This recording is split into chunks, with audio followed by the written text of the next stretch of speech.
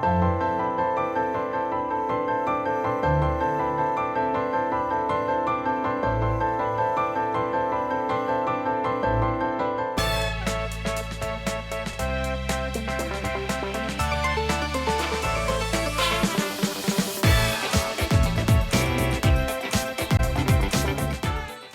and welcome to Leaders of Tomorrow, India's only daily television platform for small businesses. Over the past 7 years, we've understood what matters most to you, the entrepreneur. And in year 8, we are taking head-on 2 of your most pressing concerns, that of funding and mentoring. I'm Sananda Jayaseelan. Tonight, we are talking about the outlook for Diwali 2019. Experts suggesting this could be the most crucial in 10 years, given sentiment for businesses across multiple industries. What's the picture on the ground? What should be a strategy? All that and much more being addressed by our panel tonight. Let me start by introducing first and foremost Brinda Jagirdar. She is a senior economist. We also have with us in studio Harsh Razdan, partner head, Consumer Markets, Life Sciences and Internet, KPMG in India. Joining us from our Bengaluru studio, K. Vaiteeswaran, co-founder of Again Drinks. He's a serial entrepreneur. And we have Arvind Vora.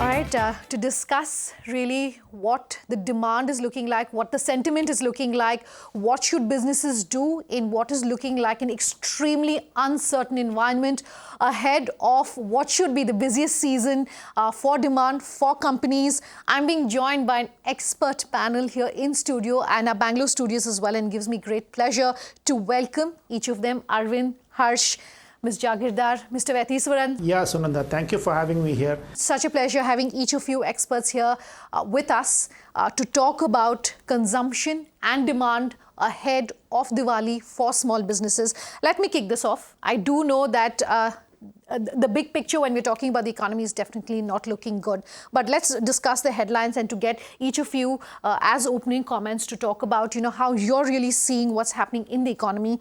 Economic growth, April to June quarter is at its 25th lowest quarter. IP is not looking good. The IMF and comments from the IMF are suggesting that this is a synchronized slowdown. 90% of all countries in the world are going to be hit, and that's the outlook. Not looking good. Let's kick this off, and maybe I can come to you first, Brinda, to really talk about your outlook and saying that this perhaps is where you're viewing sentiment, and this is perhaps is where you're viewing, things really standing as far as companies are concerned. You're right, Sunanda. We are seeing a slowdown, not just in the 5 quarters, but in the last 3 years, growth has been slowing down gradually. And now what is worrying is that its growth is slowed down across the board in capital goods, in investment, in consumer goods. So this is really not looking good right now. The World Bank has said that India's growth is cut back, not only the World Bank, everybody in fact, but the growth is between 5.8 and 6.1%. But having said this, the World Bank has also said that India still remains the fastest growing economy. And for the next year, it says it's going to go up to about 6.9% and thereafter 7.2%. So apparently, we are definitely in a slowdown, but we are not in a recession. Okay. And global growth slowing down is not adding to good news, certainly, because it's going to affect our manufacturing. It's going to affect, we may also have to face threat of imports. Sure. Dumping. Sure. So we need to be very vigilant on the currency, on the economy, and what kind of an environment are we offering? So in a sense, a lot of steps which our government has announced, it will help, but we need to still a lot more. Sure. Okay. Ash? So to add on, I think we are seeing a huge depression in the rural markets in our country. And typically when you have such pressures, the consumer either downtrades or they sort of cut off discretionaries. So hence you hear the news around discretionaries like biscuits and chocolates being out. You hear news around consumer essentials, dal, chawal, atta. They'd moved from branded to unbranded. So that's going to be common. I think the urban markets will be secluded to some extent, relatively, I guess, because I think the incomes are a little more stable. But overall, I think the rural markets will take a bigger brunt of this whole growth that we're seeing here. Sure. Okay. Anticipated growth is not happening. So with anticipated growth not happening, and then the dangers of a slowdown, everybody talking about your growth rates going down right from the IMF to the bank next door, there's generally this feeling of insecurity. And whenever you feel insecure, you'll end up hoarding or you won't end up giving your consumption. So I think the key issue is how do you get your consumer to start consuming back? How do you get money into rotation? And that's when things will move out. Okay. Mr. Vaiteeswaran, your initial comments on what's really going on in terms of sentiment, the economy, all the commentary we're hearing? I'm actually quite bullish about where we are. I know this is not going to sound in line with the general sentiment, but I think I'm quite bullish for two reasons. My prediction is this is probably, in that sense, while we're at the beginning of the festive season, this is probably going to be not a great festive season, but perhaps going forward thereafter, I think we will see significant economic growth. A lot of the problems, I believe, are behind us. And the reason I make this comment is in many of these cases, what happens is a lot of the GDP movement up and down is cyclical in nature. Now, when you see things going down, if we do nothing about it, then I would be very worried. But because of all the steps that have been taken recently, I am quite bullish that the impact of all those actions and steps that have been taken will kick in shortly, and perhaps like they say, it is darkest before dawn. I do believe that we're going to see something good coming out going forward. So I'm quite bullish about where we are. Obviously, things could be better, but that's good. I think we are fine. So let me pick up on that and come back to something that Brinda was saying, but this is open for everyone on the panel. She's sounding optimistic and she's sounding positive, perhaps reflecting also in some sense the comments that we've heard from the finance minister as well. India Inc. cheering that there has been a corporate tax rate slash from 30% to 25-odd%. If you were a small business owner today in the country, what should your strategy be? What would your strategy be? And this is open to everyone on the panel. I think given what I'm seeing of the situation right now, I think small businesses will try various things. I think one would be around funding their consumers, customers better. Make it easier for people to purchase. Because I think there's a crunch everywhere and it's difficult. But the more easier you make it for your trade, your consumers to stock up and sell your product, perhaps that could be more. The second thing that I feel is that a smart small business should start looking at the right price points. Consumers are expected to downtrade. If you can go after low unit price points in rural markets, sachets, for example, is seen to be always greater value for money. If it's there in your portfolio, play it hard because perhaps you can make up some of the good. Sure. And thirdly, I would say is if you are a small entrepreneur and sort of have a premium product and you think that the price sensitivity is going to be lesser, the consumer can pay more, then sort of launch that more hard because there's a portion of the population which will pay for the product anyway. Mr. Vaithiswaran, anything that you want to add to that? Yeah, absolutely. Specifically in the segment that we are in, which is where we are selling FMCG, beverages, early stage company, we're clearly seeing in the market, so we're not seeing a slowdown in that sense, but we certainly like to add to the point that was just made. We're certainly seeing customers moving to bigger pack sizes with significant discount.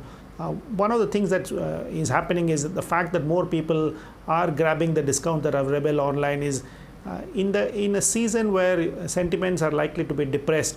I think people are looking to get more value for money, bigger bang for the buck, more savings. So anything that we can do to get consumers to spend less and get more will certainly make sense. So I think, and we're already seeing that in our business. Every time we make the price more attractive, drop price for initial packets, put more bang for the buck in bigger pack sizes, we're certainly seeing customers moving and continuing to buy them. Sure. Brinda, do you want to add to that? Just one larger point that things like the insolvency code, the GST, RERA, all this is really creating a lot of disruption in the economy, and MSMEs are no exception to this. I mean, they've also been hurt by this. But this, I believe, is the right way to go. And we will see when the system clears up, we will see that it will also go to help the MSMEs. But having said that, it's a rural market. Bring back the sentiment, bring back the purchasing power into the rural markets because demand is there. You find that there's a demand for the e-commerce companies. For example, the biggest item which sells in the rural markets are the fashion and beauty products. So there is demand in the economy. We just need to make sure that there is confidence which comes back to buy. One thing that I want to talk about is consumer durables. And consumer durables, of course, particularly during the festive season, contributing nearly 35 to 40%, I understand, of the overall GDP growth at that percentage. Let me come to you first, Arvind, but this is open to everyone on this panel. What then is happening in a scenario like this? And as a representative really of this industry, what's the view on the ground? What's your advice to someone who's in this space? So I think for small businesses or stuff like that, you've got to go back to the drawing board. Okay. And when there is growth, you'll end up creating a lot of expense chart which is not needed. So you will have to rationalize. Coming back to, so that's something which is an advice, rationalize. And when you rationalize, you'll be able to write cost or write price. Sure. So that's exactly what Harsh says. Coming back to consumer electronics, the fact of the matter remains, everybody's pushing it on things being slow, but also let's understand some consumer electronics have had a lot of life added to it. In certain spaces, there is no good reason to buy. But having said that, that change that people are looking for, that replacement and so on and so forth, I think that's being postponed a little. And to me, if things kick in putting money in the hands of the consumer, those things will slowly start moving out and you will see a spurt. Okay. But what we've seen in the previous 2 quarters, it's not been very healthy. I'm also looking forward to the festive season because today we started believing that, earlier the festive season used to be, 15 days, 20 days, 3 weeks. Yeah. Now we feel it may be 3 days or, 4 days. So lots of change happened in those last few days just prior to Dhanteras and Diwali or Bhai Dooj. Yeah. So we're all hoping, as of now, that some magic happens in those 4 days. Okay. Mr. Vaithisuran, let's discuss what's happening as far as the FMCG space is concerned. Specifically, as far as FMCG in the urban space is concerned, we haven't personally noticed any drop in demand. I still think people are buying. Obviously, they're careful of what they're buying. They're trying to buy stuff where they get more savings and more bang for the buck. But certainly, I'm not seeing a drop in demand. Surely, the reports that I read as far as rural is concerned is not very positive. Clearly disappointing, 7-year low and all of that. And the urban situation for FMCG, really not so much of an impact yet. And I'm hoping that as we come closer to the Diwali's period, things will pick up. I just wish something can be done to put more money in the hands of the consumer. This is the time to do it and get some sentiment back to get impact, not just FMCG, but more important, the consumer durables, which is such a large part of the festive season for India. I mean, if the durables market don't pick up during this time, there's not much that you can do in the rest of the stuff. That's really the heart of the festive season for everybody. I'm going to give Brinda the chance to respond, and then we'll slip into a short break and come back and continue talking about FMCG, and there's so much happening there. Go ahead, Brinda. So I would agree that you need to put more money into the hands of the consumer. One way of doing it is cutting the direct taxes. Yeah.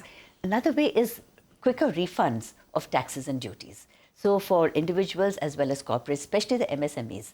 So that will definitely help them. Of course, Reserve Bank has been helpful in the sense risk weights have been cut down for retail lending, and you have to link your auto loan, home loan to external benchmarks, which again will bring down the rates. So that will help certainly. But more than anything else, as Mr. Vaithisuran rightly said, it's a sentiment that matters. Yeah. And that needs to come back quickly. Okay, we'll continue talking sentiment. We'll talk what's happening in the manufacturing space. We'll talk what's happening as far as hiring is concerned and strategies for surviving what's looking like is going to be a very muted festive season. All of that, much more on the other side of this very short break. Do stay tuned.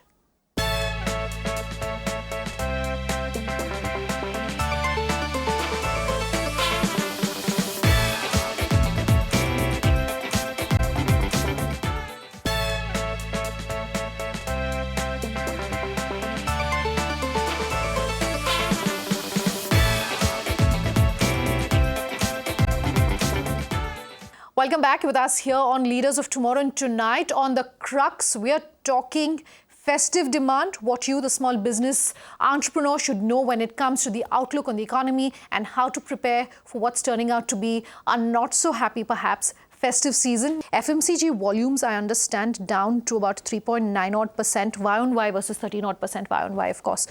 This is according to Nielsen report. So there's been a sharp decline there. But just to address what's really happening in the rural markets, all of our panelists are of the opinion that, money really needs to come back into the hands of consumers. But it's not just so much about sentiment. People are actually not spending. So, what's really going on? So I'd agree with the panel in this way, but let's look at our fiscal policy. It's been that of restraint, I would say. Over the last few months, we've had huge initiatives going in right direction, but to get the whole virtuous cycle of growth going, it's going to take time. It's going to take some time for us to get there. But if you're concerned about immediate growth, then money has to be in the hands of consumers. And if you look at the rural markets, farmers, the government has had schemes, the MG Nrega, Pradhan Mantri Kisan Samman Nidhi. Sure. It's about how well you execute those schemes and how much of that money actually translates into usable value to people. There's an analysis we were doing internally, and we realized that if you just take the portion of the money which actually the government has allocated on Pradhan Mantri Kisan Samman Nidhi and look at home, personal care and categories like that, around 2% of growth can be driven just because of the money landing up and being used. Now the question is whether it lands up and whether it's used. That's what I would say. We're just coming off the tail end of a lot of major, sales and shopping festivals really that seem to have taken place. Do you think those are driving demand? Should we, read the fine print to see how much of that is really translated in sales? And this is open for everyone on the panel. To what Arvind and Harsh said, that is the micro picture. But we need a bigger driver at the macro level to really push demand in the economy. Sure. And I think that's where the government can step in and maybe this time not be so fixated on the fiscal deficit, maybe relax it a little bit, not go haywire, but maybe relax it a little bit so that it really starts driving investment in the economy and putting money into actually pumping in liquidity, which goes to the end consumer and they start spending. Sure. Okay. So I kind of agree with her in totality. Yeah. There's no point in bothering about small deviation from your fiscal deficit target because you have a much larger goal. My case is very clear that, while you do discounting, should it be at a cost of making a loss? And if it is at a cost of making a loss, then what does the banker think about me when I stand for a expansion loan at the end of my term? So you've got to look at this very, very holistic. Just don't charge up demand because you want to liquidate inventory. Demand charging up has to happen where there is value creation everywhere. You can't have value creation one side and you have value erosion on the other side. It's a zero-sum game. Sure. Mr. Vatheeswaran, discounting as a strategy is something that we discuss very often, of course, particularly around this time frame. Your advice, how do you see it, sitting where you are as an expert in this space? For small businesses, do you think they should necessarily do what all of their larger peers are doing as a strategy? What's your view? The large advice I have for businesses who are primarily offline, be careful with the offers. Don't go overboard on discounts. This is the time to actually, like somebody said, tighten your belt and be careful, but not destroy unit economics. If unit economics goes away, Diwali will go away after a few days. Unit economics will always be on your balance sheet for the rest of the year. And it's a terrible sheet of paper to look at later down the year. So my advice would be careful. Some segments of the economy, though, perhaps have got some kind of a boost from the government, particularly as far as, say, the housing segment is concerned. We have seen some commentary as far as lower EMIs. Do you think that's good news? Is that translating some sort of green shoots? Do you think that's good? I would say yes. Okay. Affordable housing, a little bit of infrastructure, and I would also say agriculture still hasn't come in, but I'm sure that's the next announcement that the finance minister will make, and water.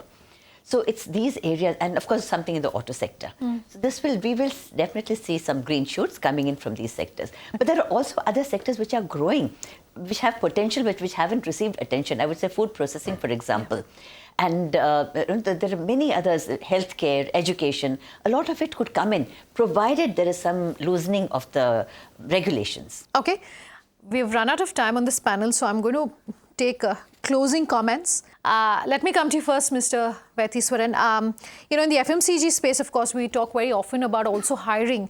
And FMCG, consumer durables, this perhaps is the best period for small businesses to hire employees, and it's also the best period then for people, particularly in temporary contracts, etc., to get hired and the kind of salaries they're being offered.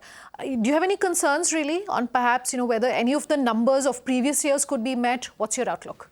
I was actually waiting for the discussion to move on to jobs. I have a very different comment to make. Over the last 2-3 months, I've been personally trying to significantly expand and increase our hiring. Like you said, temporary contract people helping us sell our products inside retail outlets. It's been a struggle actually. And you'd think that if with all this depressive talk going on saying there are no jobs and everybody is out for a jobs and people are looking for some kind of a job, I would find the going easy. I've actually found it very difficult. So to get people to actually coming and sign up, and it's not that we're offering some job, we're still willing to pay reasonably close to market rates, just not getting the people. And the one thing I want to add is therefore, while all the talk is there about jobs not being there, I'm not sure how much of it is really happening. The second thing is, and this perhaps a more important question is, the fact that businesses are perhaps not able to hire people, especially freshers out of college, whether it's temporary or reasonably permanent early first-time assignments, is it more a comment on the state of our education system? Are we preparing enough people coming out of colleges who are ready to be employed? There are two things here. But the surprising comment that I have to make is that I'm not finding it easy to hire people at all. And if the reality is that there are no jobs, I should be able to hire people. People should be queuing up to take up jobs. That's not the case at all. I'm struggling. Arvind, let me come to you next. Apart from your role at Gioni, you also, in your personal capacity, invest into businesses.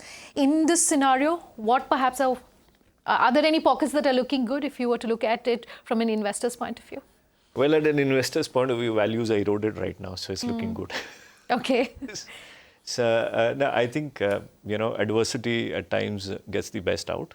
Sure. So there are many people who are, as I told you, offline we are visiting a lot of startups and so on and so forth. Yeah. So I do see a lot of hustle over there, and I do see genuine pain points being coming up, and there are people, teams who are building certain business models and certain businesses which look very attractive as of now. And one key thing that I'm seeing is it's getting largely delayered. So, your reach to market is becoming more and more, I would say, economical, and products are becoming more and more competitive, and so are services. Or the second area that we're really looking at is there is a lot of psychological comfort that is coming to people, which is again getting valued. Sure. So it's all in terms of, how many people do you have in your network as direct customers. Okay. Harsh, when we were chatting offline, you were saying that your outlook is that for the next 6 months, it's a muted outlook. In that scenario, I just want to also address very quickly the role of technology. Do you think perhaps some sort of the shortfall can be overcome, whether it's on the cost end or whether it's, in creating more demand, etc., that companies should use more technology? Do you think that can sort of bridge the gap? I think it can to some extent, but I won't say that people are not doing that. I think all companies are already trying that. The more we push it, the better for our industry, the more efficient we are. So I would say that's going on. I don't know what kind of increment it can give us. It can just be a small increment, but I think the big thing is going to be around sentiment, long-term and short-term balancing, I would say. Okay. Brinda, I'll let you have the last word. Previously, you were also talking about the role that e-commerce has when it comes to pushing more demand, particularly in rural markets. I would like for you to address the role that technology has in this scenario, one. Two, also, I was asking one of our other panelists about the role that, jobs and the sentiment really on jobs. From an economy perspective, could you address that? Technology is not just in the manufacturing sector, even in healthcare, telemedicine, robotics, surgery, all that is picking up in India.